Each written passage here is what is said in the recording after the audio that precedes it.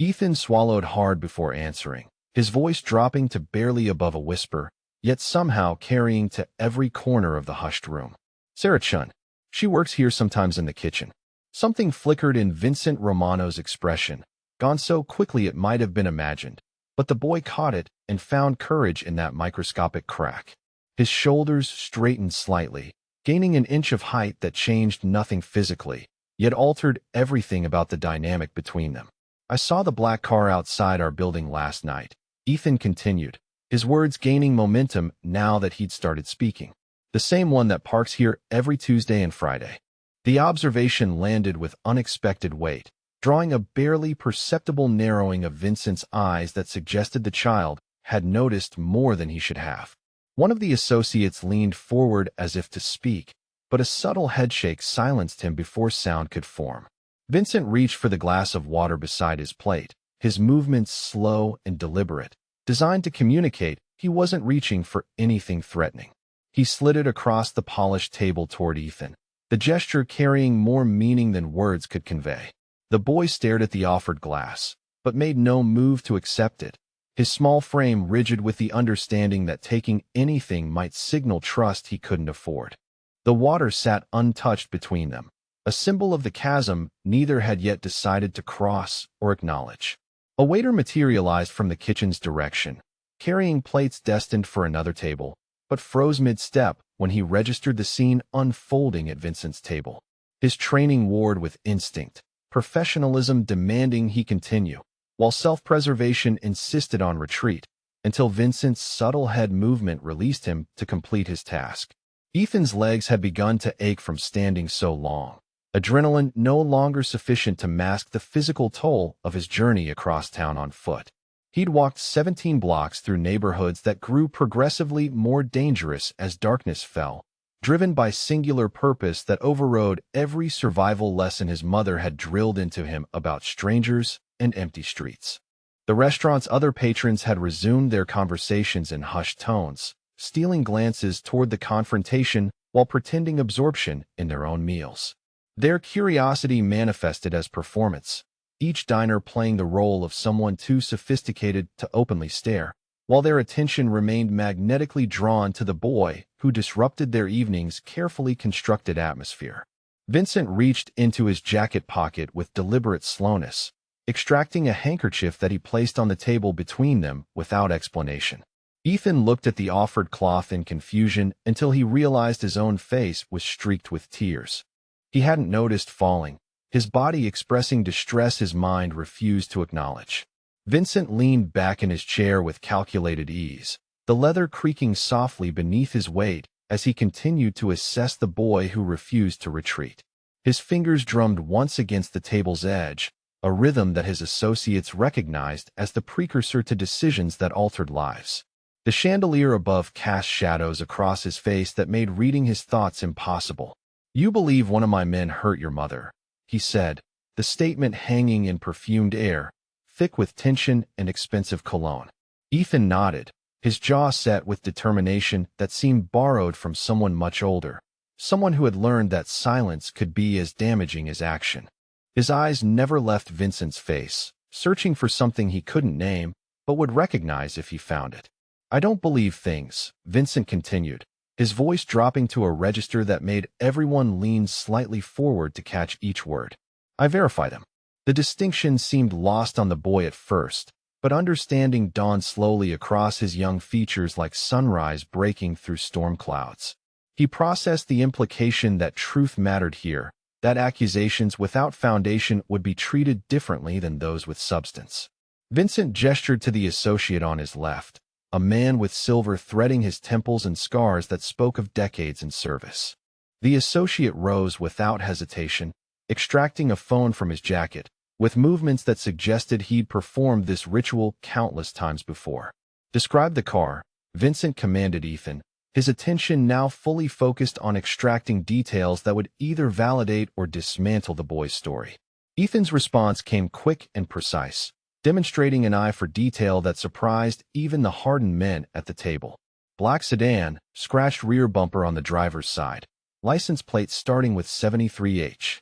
The specificity silenced any doubt about whether he'd actually witnessed what he claimed. The associate with the phone stepped away toward the restaurant's entrance, already making calls that would set invisible wheels in motion throughout Bend. Vincent watched him go before returning his full attention to Ethan, whose stance had shifted from confrontational to something approaching cautious hope. "Sit," Vincent said, indicating the empty chair beside him with a slight nod that carried the weight of instruction rather than invitation. Ethan hesitated, his survival instincts warring with the exhaustion that suddenly seemed to crash over him like a wave he'd been holding back through sheer will.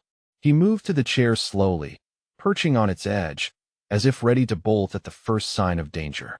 A server appeared from the kitchen, her professional mask barely concealing her curiosity about the unprecedented scene unfolding at the most powerful table in the restaurant. She set down a plate of bread and olive oil without being asked, then vanished as quickly as she'd materialized. "When did you last eat?" The question came unexpectedly from Vincent, cutting through the tension with a practicality that seemed at odds with everything the moment represented. His cheeks flushed with embarrassment, but hunger won out over pride as his hand reached tentatively toward the bread, fingers stopping inches from the plate as if expecting someone to slap them away. When no reprimand came, he took a piece and tore it smaller, chewing slowly to make it last longer, while his eyes darted between the food and Vincent's face. The olive oil pooled in its small dish, golden and fragrant with herbs Ethan couldn't name, representing a luxury so far removed from his daily experience. It might as well have been liquid gold. He dipped the bread edge carefully, watching excess oil drip back before bringing it to his mouth, the flavor exploding across his tongue with intensity that momentarily displaced his fear. Vincent observed this careful rationing with an expression that revealed nothing, though something shifted in his posture that suggested the boy's poverty had registered on some internal ledger he maintained. He gestured to the server who'd brought the bread, murmuring instructions too low for Ethan to hear, sending her back toward the kitchen with purpose written in her quickened stride. Within minutes she returned, carrying a plate of pasta and cream sauce, setting it before Ethan with a gentleness that suggested she had children of her own at home. The boy looked at Vincent for permission he shouldn't have needed to seek and received a single nod that transformed the meal from test to genuine offering. Ethan's stomach answered before his mouth could, growling audibly in the relative quiet that had settled over their corner of the room. Vincent observed the boy's careful movements, noting how he tore the bread into smaller pieces, as if making it last longer, as if meals weren't guaranteed. The two remaining associates exchanged glances that communicated entire conversations without words, recognizing something in their boss's demeanor that they'd rarely witnessed. 23 minutes passed in near silence before the associate returned, his expression carved from stone, but his eyes conveying urgency that made Vincent rise from his seat. The whispered exchange between them lasted only seconds, but Ethan watched every micro-expression, every subtle shift in body language that adults thought children couldn't interpret. He understood enough to know his mother's name had been confirmed, that the car had been traced. "Come," Vincent said to Ethan, the single word carrying finality that allowed no room for negotiation or questions about destination. The boy slid from his chair, legs unsteady from the adrenaline that had sustained him, finally beginning to ebb and leave him hollowed out. Vincent moved toward the exit with purposeful strides that didn't rush yet, covered ground with efficiency, expecting Ethan to follow without checking if he did. The night air hit them like a physical force as they stepped outside, the temperature having dropped significantly since Ethan had entered the warmth of the restaurant. The black car that appeared at the curb wasn't the one from outside their building, but it carried the same aura of authority and unspoken threat. Ethan climbed into the back seat, sinking into leather that smelled of cedar and something darker he couldn't identify, but made his skin prickle. Vincent settled beside him, maintaining distance that somehow felt more present than if he'd sat close, his silence filling the space between them with unasked questions. The associate who'd made the calls took the driver's seat, starting the engine with a purr that spoke of maintenance and money most residents of Ethan's neighborhood would never encounter. They pulled away from the river's edge, heading toward the industrial section, where Ben's polished surface gave way to raw functionality. Street lights grew sparse as they drove, replaced by the occasional fluorescent glow from warehouse loading docks and 24-hour machine shops. Ethan pressed his face to the window, watching his reflection ghost across darkened buildings that loomed like sleeping giants in the November cold. "Whatever you see in the next few minutes," Vincent said without looking at the boy, his words measured and deliberate as always. "Understand that it happened because systems failed." The statement hung cryptic and heavy between them, offering neither comfort nor warning, but something in between that Ethan's 7-year-old mind struggled to categorize. He nodded anyway, sensing that acknowledgement mattered more than comprehension in this moment. They turned down a gravel road that led to a structure set back from the main thoroughfare, its metal siding reflecting moonlight in patches where rust hadn't claimed dominance. The car's headlights swept across a loading bay door that stood partially raised, revealing darkness beyond that seemed to breathe with malevolent purpose. Vincent exited first, his movements fluid despite the tension that had settled across his shoulders, like an invisible mantle of responsibility and impending violence. He waited for Ethan to emerge before walking toward the bay door, his presence somehow making the shadows retreat without additional light. Two figures materialized from inside the warehouse, both wearing expressions that shifted from casual alertness to shock when they recognized who approached. Their hands moved away from weapons they'd been casually holding, bodies straightening into postures that communicated respect mixed with fear and confusion about why their boss had arrived unannounced. "Where is she?" Vincent's voice cut through the space between them like a blade drawn slowly from its sheath. Quiet, but carrying edge enough to draw blood. One of the men gestured deeper into the warehouse, his throat working visibly as he swallowed whatever excuse or explanation he'd been formulating. Vincent moved past them without waiting for verbal response, trusting Ethan to follow as they penetrated further into the building's industrial heart. The smell hit first, a combination of motor oil, rust, and human fear that Ethan recognized from the night before when his mother had returned home, trembling. His steps slowed, dread pooling in his stomach as shapes resolved in the dim emergency lighting that provided the only illumination.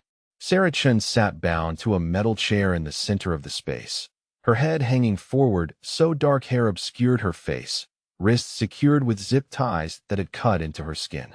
She didn't look up at the sound of approaching footsteps, remaining motionless in a way that made Ethan's heart stop before her chest's subtle rise confirmed she still breathed. The concrete floor beneath her chair was stained with water from a bucket tipped on its side, evidence of interrogation techniques that relied on psychological pressure rather than physical brutality. Her work uniform was soaked through, clinging to her frame in a way that made her appear even more fragile than her actual build suggested, though Ethan knew the strength hidden beneath his mother's deceptively delicate exterior. Vincent's jaw tightened as he took in the scene, his anger manifesting not in expression, but in the absolute stillness that overtook him, the kind of calm that preceded volcanic eruptions. The two guards shifted nervously, finally understanding that their boss's unexpected arrival signaled consequences they'd been too short-sighted to anticipate. When following Marcus's orders, blood had dried beneath Sarah's nose, a thin trail that suggested someone had struck her face hours ago, the evidence of violence making Ethan's vision blur red at the edges.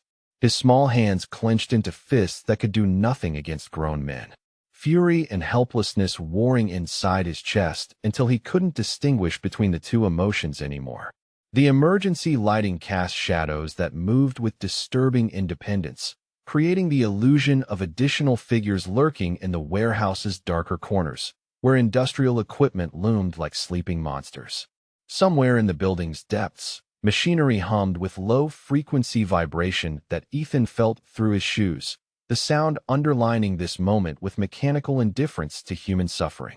"Cut her loose," Vincent commanded, his voice carrying across the warehouse with the kind of authority that transformed suggestion into inevitability without requiring volume.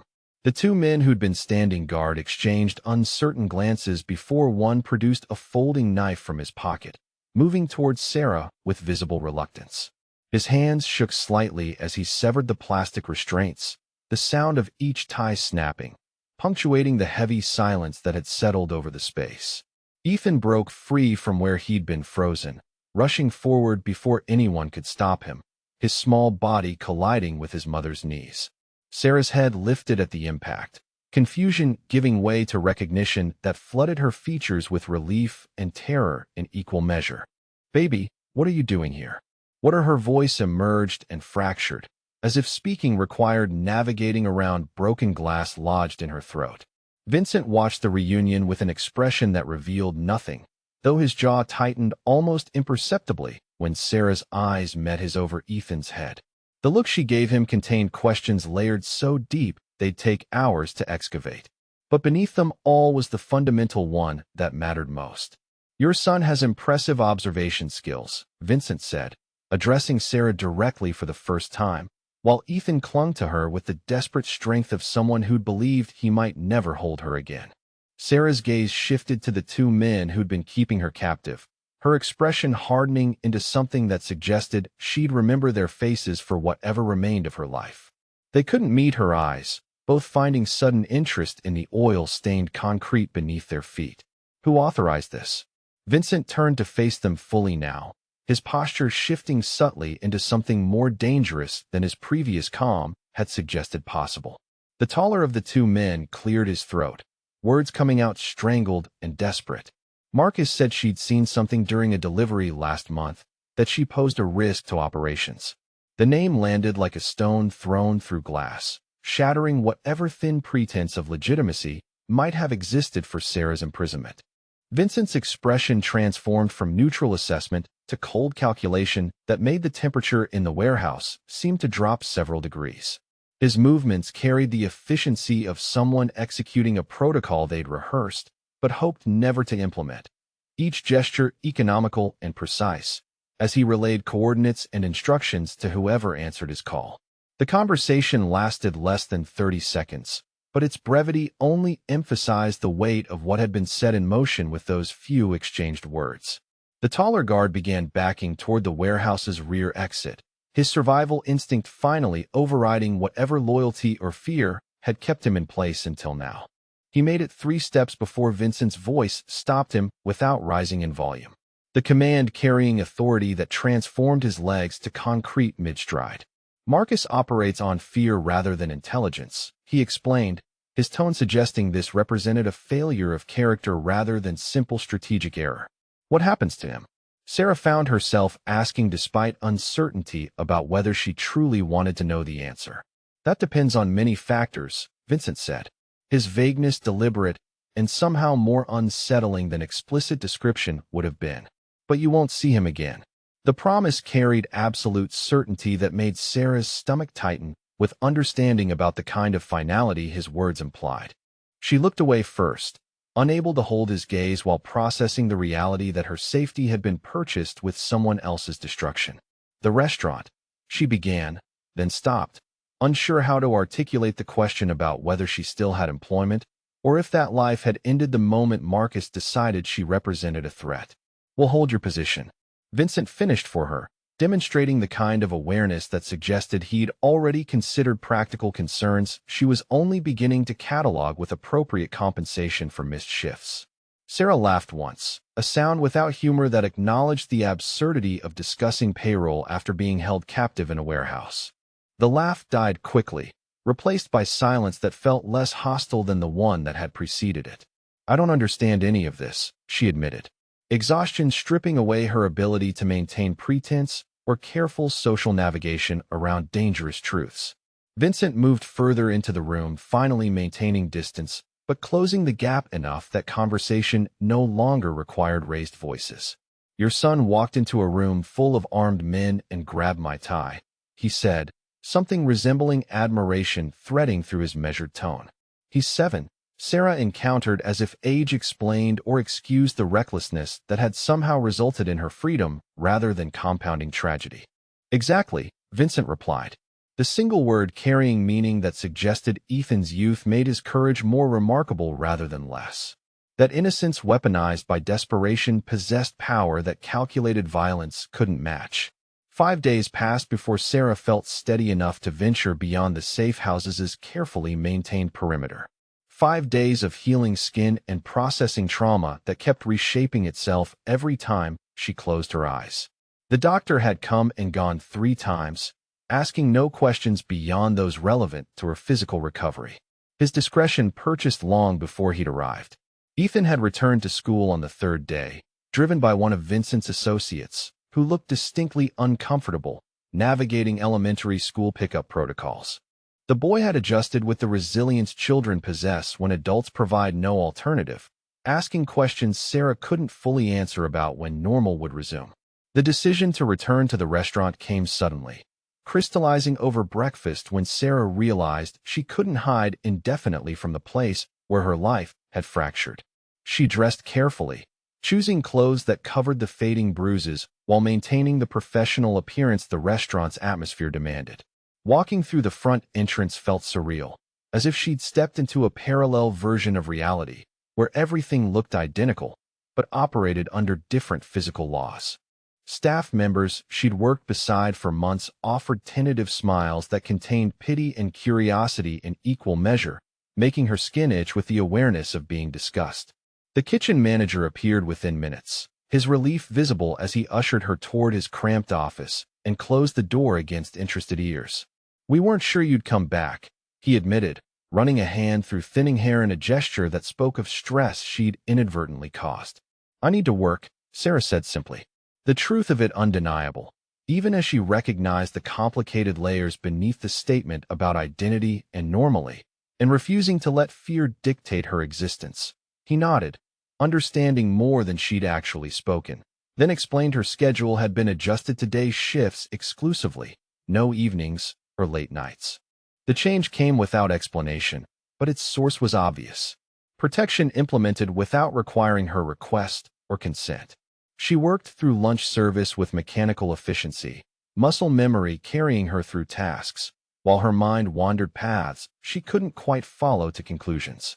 The rhythm of kitchen work provided unexpected comfort, its demands leaving no room for spiraling thoughts about warehouse shadows and zip ties.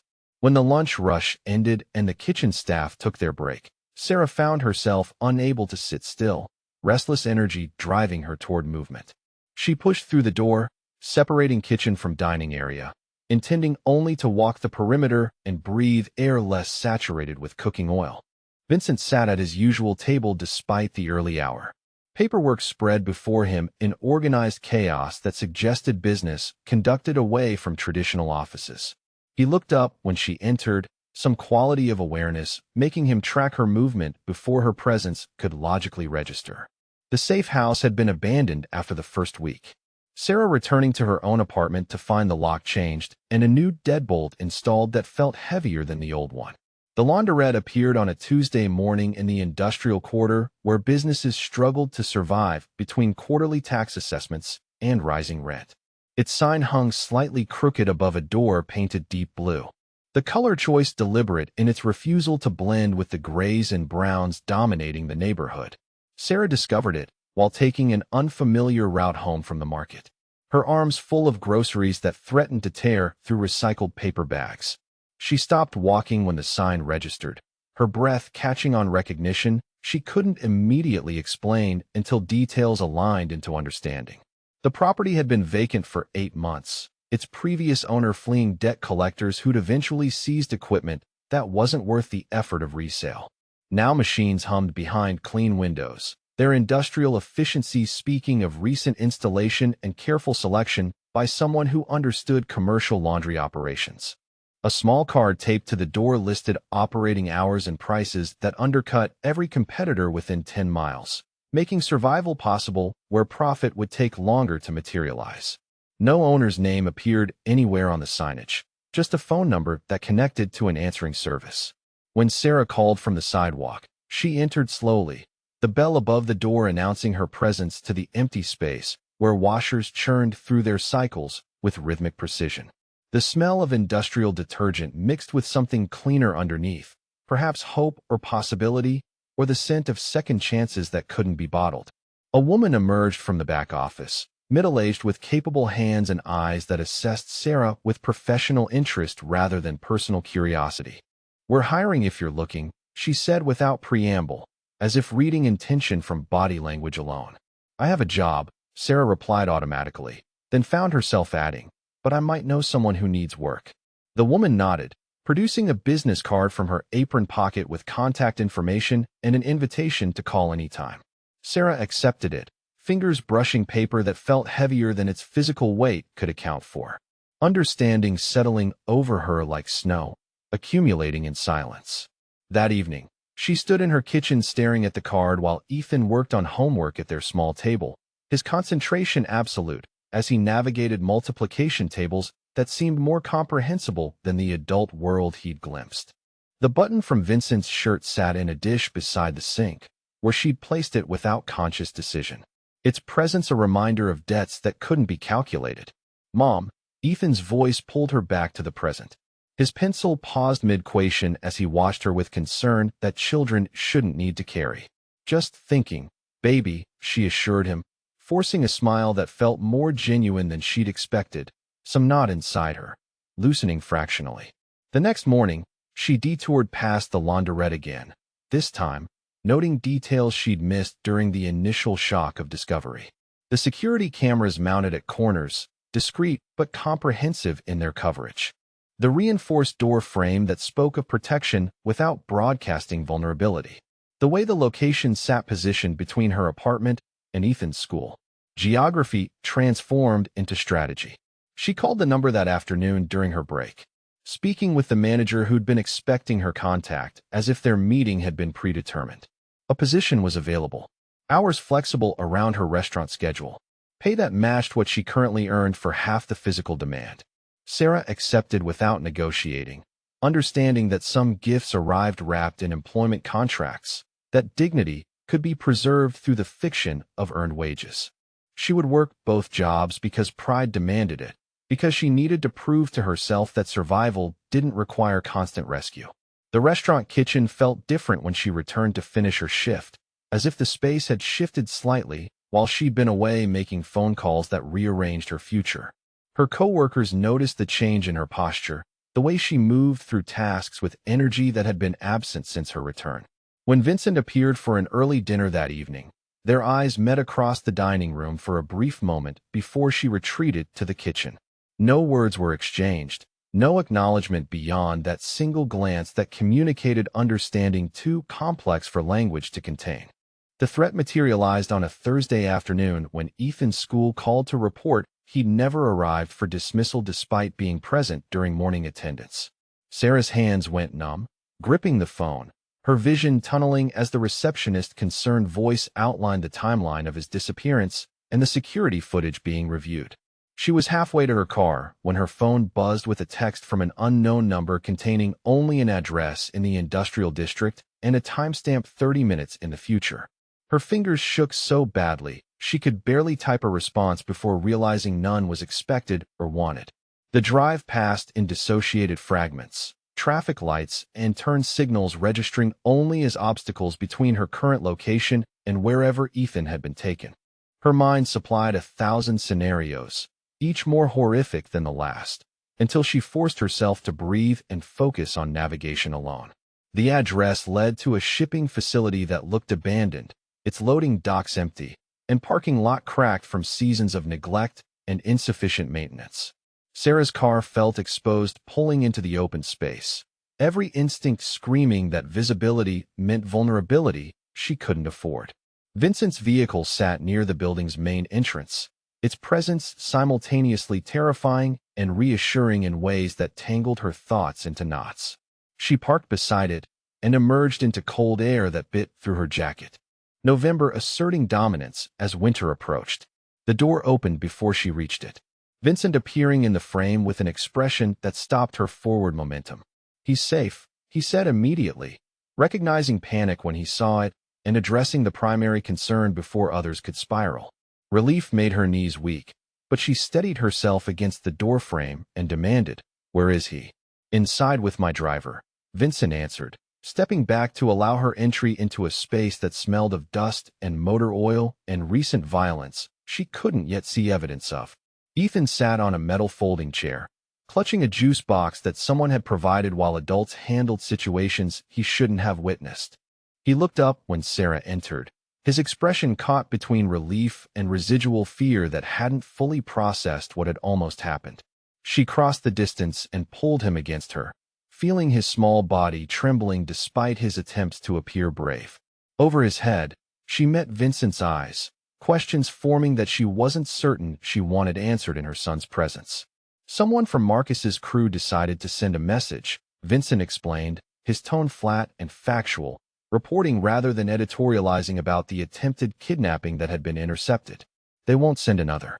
The certainty in his voice carried implications that Sarah forced herself not to examine too closely, choosing ignorance about methodology while accepting the security his intervention provided. Her fingers stroked through Ethan's hair, grounding herself in his physical presence and the reality of his safety. "How did you know?" she asked, needing to understand the surveillance network that had protected her son when she couldn't. "I didn't stop watching after the safe house," Vincent admitted.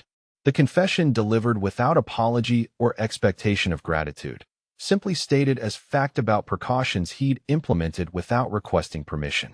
Sarah processed this revelation slowly, understanding that privacy had been sacrificed on the altar of protection, that her life had been monitored by invisible guardians since that night in the warehouse.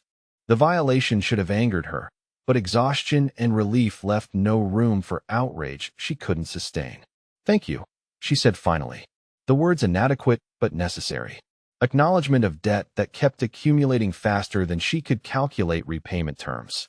Vincent nodded once, then gestured toward the door where his driver waited.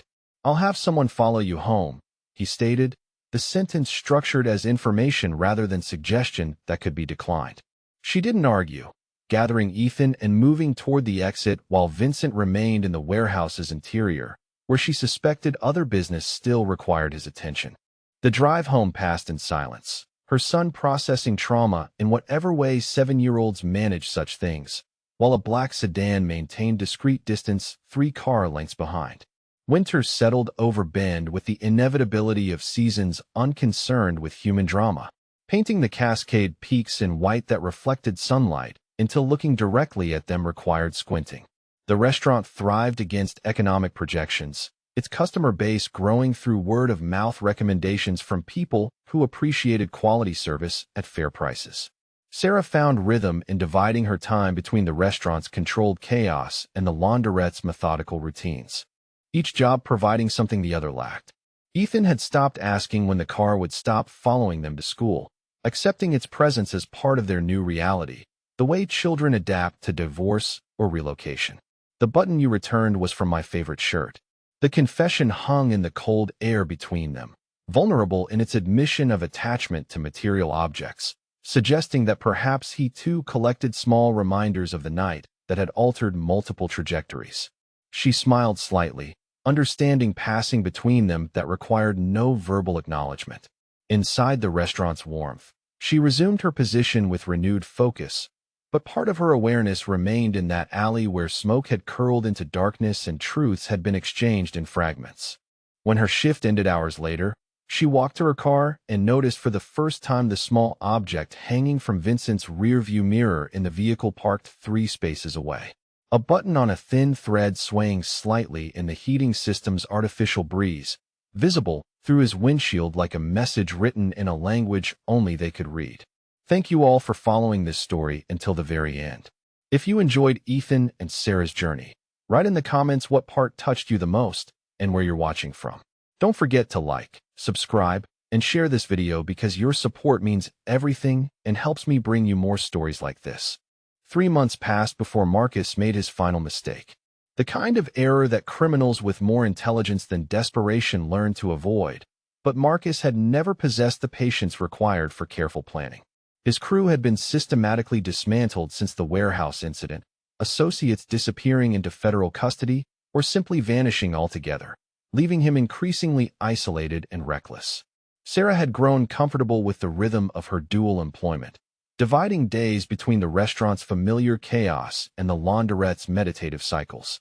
The protection that had once felt oppressive now provided comfort, allowing her to move through Bend without constantly checking mirrors or calculating escape routes from every location. Ethan thrived in ways that surprised her, his confidence growing as the threat that had defined their lives receded into memory. The boy had begun asking different questions, no longer focused on when normalcy would return, but instead curious about the men who still followed them at discreet distances. He'd developed an unsettling ability to identify surveillance, pointing out rotating shifts with the casualness of someone noting weather patterns.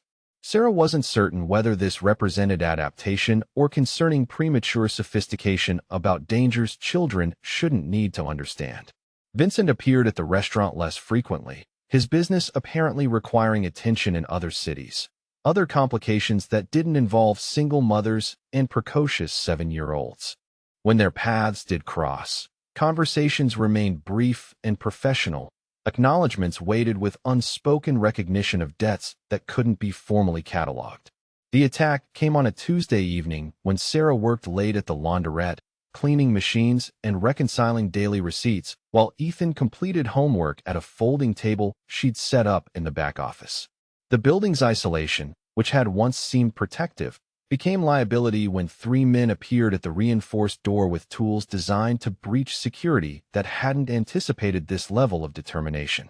Sarah heard the first impact and immediately understood that Marcus had chosen escalation over retreat, that whatever remained of his operation would focus on revenge rather than survival.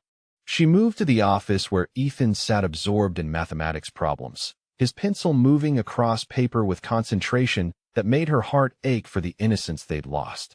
"We need to leave," she said quietly, gathering his materials with hands that remained steady despite the fear crystallizing in her chest. The second impact against the door produced a sound like thunder, metal protesting against forces it hadn't been designed to resist.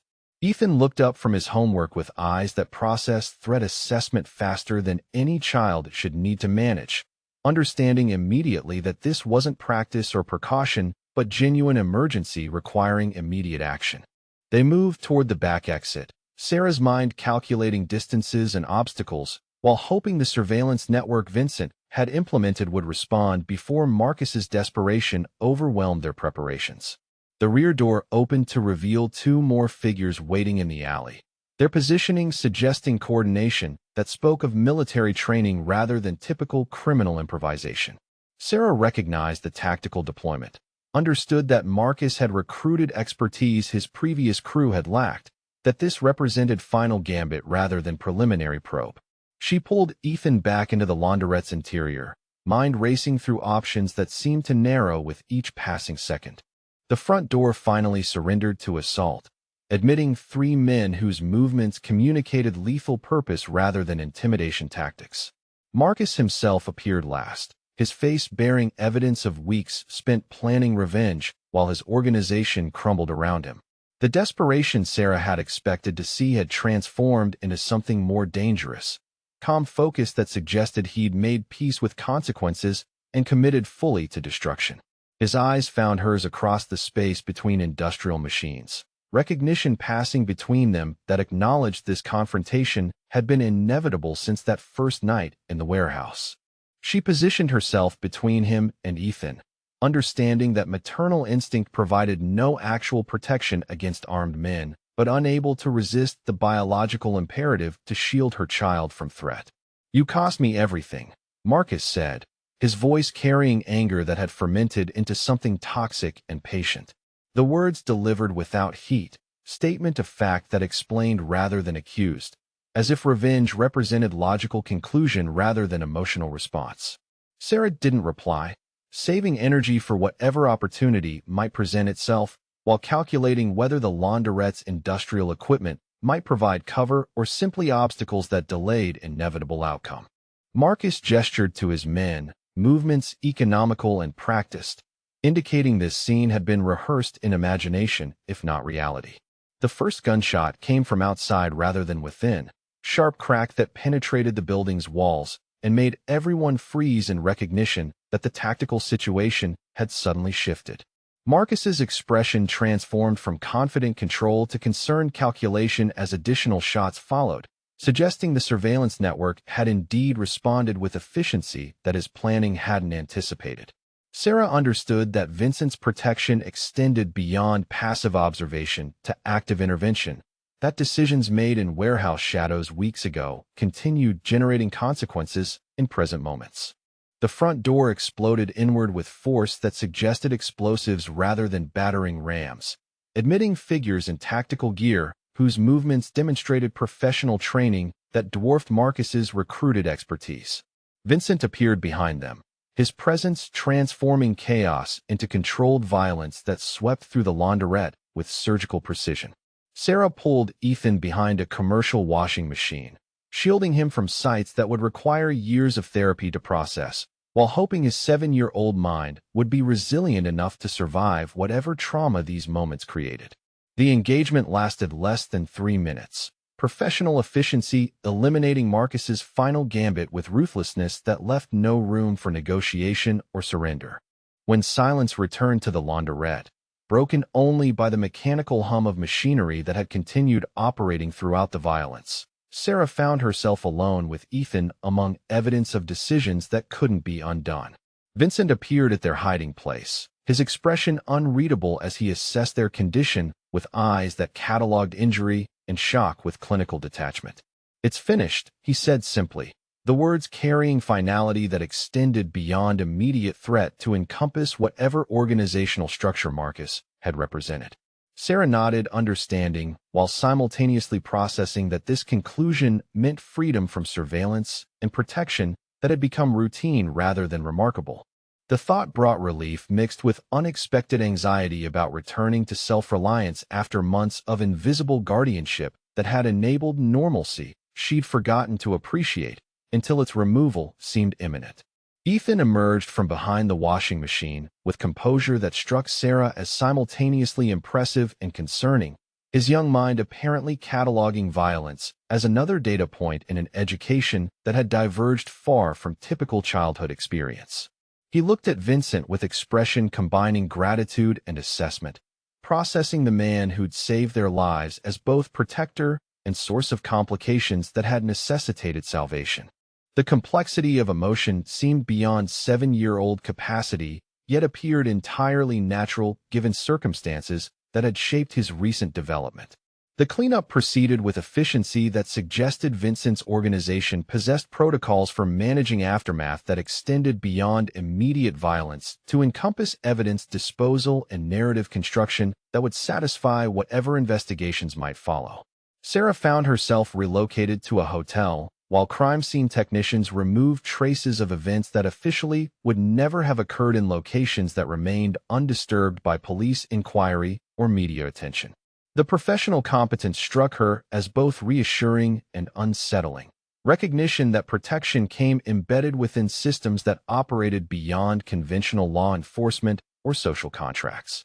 2 weeks later, Sarah received an envelope containing keys to a house in a neighborhood where Ethan could attend school without security escorts, and she could work single employment rather than maintaining dual jobs that had provided cover for financial assistance she'd never directly acknowledged. The deed bore her name through legal mechanisms that didn't require explanation or repayment schedules, gift-wrapped in documentation that made questioning source or motivation seem ungrateful rather than prudent. Vincent appeared at the restaurant one final time, occupying his usual table during lunch service when dining room dynamics allowed conversation, without speculation from staff or patrons whose curiosity about their relationship had generated months of subtle observation. Sarah brought coffee without being asked, understanding that this represented conclusion rather than continuation of whatever arrangement had governed their interactions since that first night when Ethan had grabbed silk tie and demanded justice for tears he couldn't understand. "Your son will be remarkable," Vincent said, statement delivered with certainty that suggested assessment rather than prediction. Sarah nodded agreement while recognizing that Ethan's remarkable qualities had been shaped by experiences no child should require for development. That strength forged in crisis often carried costs that became apparent only years later when therapy and medication couldn't address foundational changes that had occurred during formative periods. The envelope Vincent placed beside his coffee cup contained documents establishing college funds and trust accounts that would ensure Ethan's education proceeded without financial constraint. Investments managed through mechanisms that didn't require ongoing contact or formal relationship maintenance. Sarah accepted the papers with hands that trembled slightly, understanding that accepting meant acknowledging debt that could never be repaid through conventional means, that gratitude itself had become burden rather than simple emotional response. "Thank you," she said finally, words inadequate for circumstances that had redefined her understanding of protection and obligation, family and survival, love and debt that couldn't be calculated through normal social mathematics. Vincent nodded once, finishing coffee with movements that suggested ritual conclusion rather than casual consumption, then rose from table with finality that communicated ending rather than interruption of routine that had provided stability during months when stability had seemed impossible to achieve. He walked away without looking back, leaving Sarah to process solitude that felt both liberating and frightening after months of invisible presence that had redefined her relationship with independence and self-reliance. The restaurant continued its lunch service around her, familiar chaos reassuring in its predictability, while she contemplated future that stretched ahead without surveillance or protection, threat or rescue, complications or safety nets that had become routine rather than remarkable.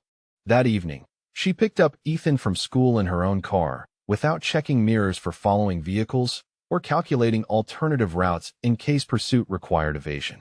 The boy chattered about homework and playground politics with animation that suggested childhood resilience had proved stronger than trauma that had shaped their recent months. Sarah listened with attention divided between present conversation and internal processing of transition from protected existence to whatever normal meant for people whose lives had intersected with violence and emerged intact, but fundamentally altered.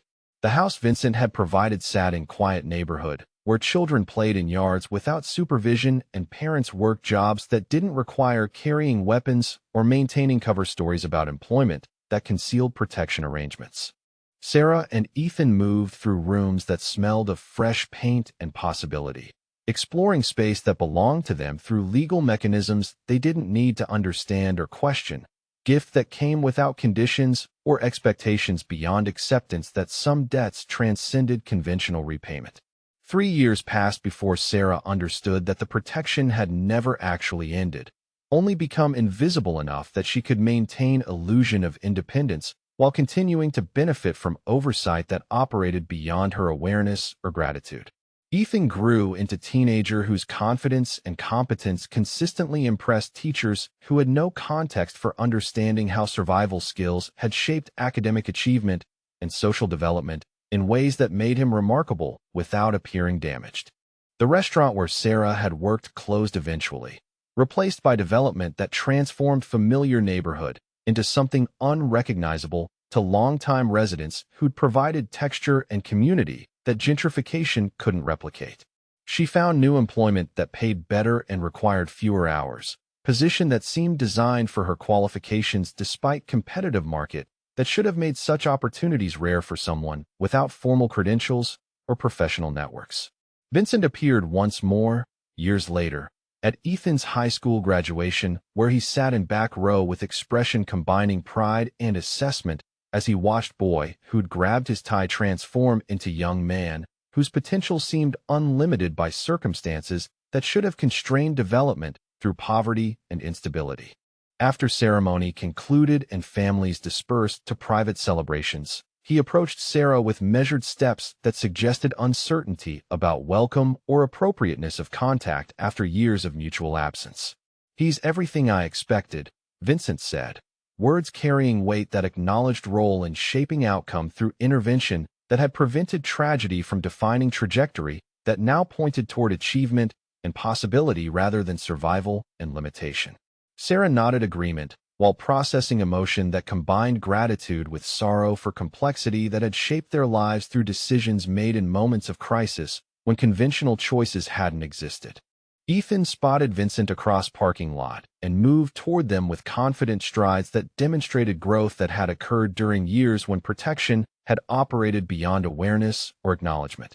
The teenager offered handshake to man who'd saved his life and shaped his future through violence and generosity that had established foundation for whatever success might follow graduation and university attendance that trust funds would enable.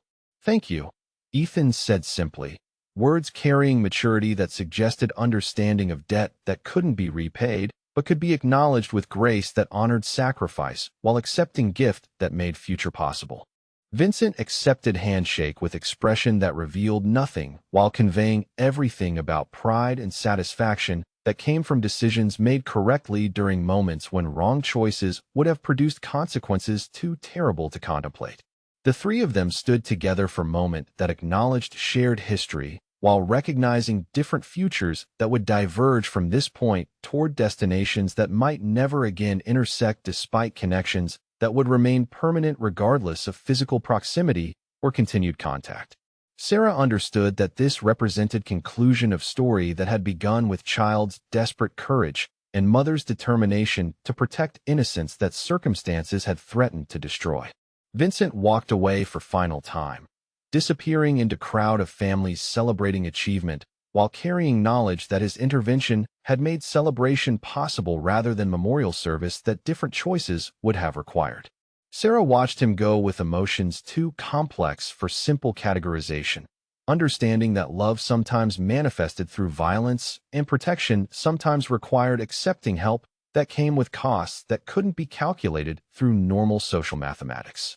Years later, when Ethan graduated from university with honors that reflected intelligence and determination that had been evident since childhood, Sarah received photograph showing Vincent at ceremony he hadn't attended, image captured by surveillance that had never actually ended but simply become professional courtesy rather than active protection. The picture showed pride that couldn't be expressed directly, but remained genuine despite distance and silence that had preserved everyone's safety through separation. She framed photograph and placed it on mantel beside pictures of Ethan's achievements. Recognition that families sometimes extended beyond blood relationships to include people whose intervention had made happiness possible during moments when happiness had seemed impossible to achieve. The boy who'd grabbed Mafia boss's tie had become man, whose potential seemed unlimited, testament to courage that had transcended age and circumstance to produce outcome that validated every risk and sacrifice that had led to this conclusion.